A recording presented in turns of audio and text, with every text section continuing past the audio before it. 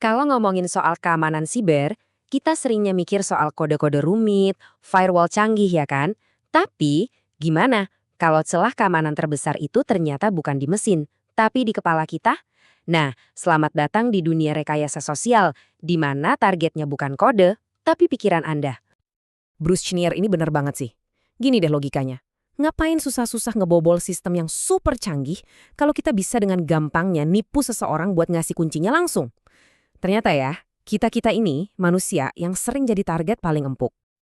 Nah, itu dia pertanyaan kuncinya. Ini tuh bukan soal teknologi, sama sekali bukan. Ini soal psikologi, soal kepercayaan, dan soal seni menipu. Yuk, kita bedah lebih dalam lagi. Oke, kita mulai dari dasarnya dulu ya. Apa sih sebenarnya meretas manusia itu? Dan kenapa kita, yang katanya makhluk paling cerdas, bisa gampang banget jatuh ke perangkap kayak gini? Gampangnya gini, ini tuh seni ngehack psikologi orang. Penyerang itu nggak ngerusak pintu rumah Anda, mereka ngebujuk Anda buat bukain pintunya buat mereka. Ini murni seni tipu daya, bukan barisan kode yang rumit. 85%. Coba deh bayangin angka itu. Dalam sebuah tes yang diadain Siemens, sebanyak itulah karyawan yang kena tipu. Gila kan? Ini nunjukin kalau orang yang paling waspada sekalipun bisa kena. Kenapa? Ya karena serangannya nggak nargetin kelemahan sistem, tapi nargetin sifat dasar kita, rasa ingin percaya. Nah, jadi apa dong rahasianya? Kok bisa ya mereka sepersuasif itu? Jawabannya ada di dalam kepala kita sendiri. Yuk kita bongkar trik-trik psikologis yang biasa mereka pakai. Coba deh lihat ini semua. Kedengaran familiar kan? Penyerang bisa aja pura-pura jadi atasan Anda. Itu namanya otoritas. Atau mereka bikin Anda panik dengan pesan, akun Anda akan ditutup. Itu urgensi. Mereka bahkan bisa bilang, semua orang juga udah ngelakuin ini.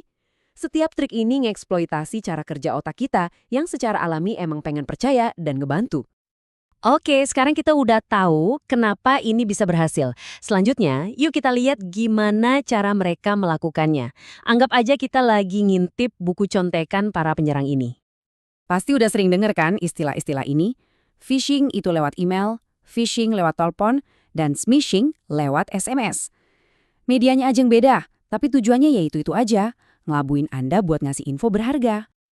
Terus ada yang namanya baiting. Sesuai namanya, ya ini tuh soal mancing. Mereka ngelempar umpan, sesuatu yang kelihatannya menarik banget, yang sengaja dirancang biar kita lengah dan akhirnya masuk perangkap.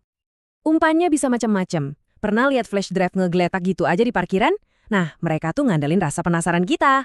Atau mungkin link download film gratis dan diskon belanja yang nggak masuk akal. Itu semua umpan klasik. Kalau phishing itu kayak nebar jala, nah pretexting ini lebih kayak mancing satu target spesifik. Penyerang bikin cerita palsu yang meyakinkan banget. Mereka bisa nyamar jadi orang IT, petugas bank, atau siapapun, cuma buat bangun kepercayaan biar Anda mau ngasih info. Kalau taktik yang ini, mainnya pakai rasa takut kita. Tiba-tiba aja muncul pop-up gede bertuliskan, peringatan, komputer Anda kena virus, terus nawarin solusi instan. Ironisnya, solusi yang mereka tawarin itu ya virusnya. Mereka manfaatin kepanikan kita biar kita bertindak tanpa mikir panjang. Oke, semua taktik ini kedengarannya pintar banget ya, dan mungkin agak bikin ngeri. Tapi kabar baiknya adalah, kita bukan yang nggak bisa ngelawan. Pertanyaannya sekarang, gimana cara kita ngebentengin pikiran kita?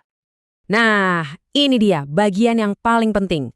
Kita bakal bahas langkah-langkah konkret yang bisa kita lakuin, baik sebagai individu maupun sebagai bagian dari tim untuk nutup celah keamanan ini. Pertahanan terbaik itu yang berlapis-lapis. Ada bagian kita sendiri sebagai individu, soal kebiasaan digital kita, dan ada juga bagian dari organisasi atau perusahaan tempat kita kerja. Misalnya pelatihan dan sistem keamanan yang mereka siapin. Dua-duanya harus jalan bareng. Buat ngelawan phishing, kuncinya cuma satu. Jangan buru-buru, pelan-pelan aja. Coba pikir dulu sebelum ngeklik apapun. Kalau ada email yang rasanya aneh, maksa, atau tawarannya terlalu bagus buat jadi kenyataan, kemungkinan besar itu jebakan. Kalau ragu, dikit aja, langsung hapus. Nah, buat baiting, kita harus ngelatih diri jadi orang yang skeptis. Ingat, kalau ada penawaran yang terlalu bagus buat jadi kenyataan, ya biasanya emang nggak nyata. Dan soal flash drive yang ditemuin itu, jangan biarkan rasa penasaran menang. Jangan pernah dicolokin ke komputer. Langsung aja serahin ke bagian keamanan. Jadi, apa sih 3 hal paling penting yang bisa langsung Anda lakuin sekarang? 1. Aktifin autentikasi 2 faktor di semua akun yang bisa. 2. Pakai password manager, jangan pernah pakai password yang sama di mana-mana. Dan 3. Hati-hati banget sama apa yang Anda share di media sosial. Setiap detail kecil itu bisa jadi amunisi buat penyerang. Pada akhirnya kita balik lagi ke inti masalahnya. Teknologi keamanan itu bisa diupdate terus. Tapi bug yang diserang sama rekayasa sosial nih nggak bisa di-patch. Bugnya itu ya sifat dasar kita sebagai manusia. Keinginan buat percaya, buat ngebantu, dan buat patuh. Jadi saya mau ninggalin satu pertanyaan buat kita semua renungin. Tiap hari kita ngasih kunci digital kita ke banyak pihak. Lewat klik, panggilan, dan interaksi. Coba deh pikirin sejenak. Kepada siapa saja Anda telah membelikan kunci itu, dan apakah Anda yakin mereka semua layak memegangnya?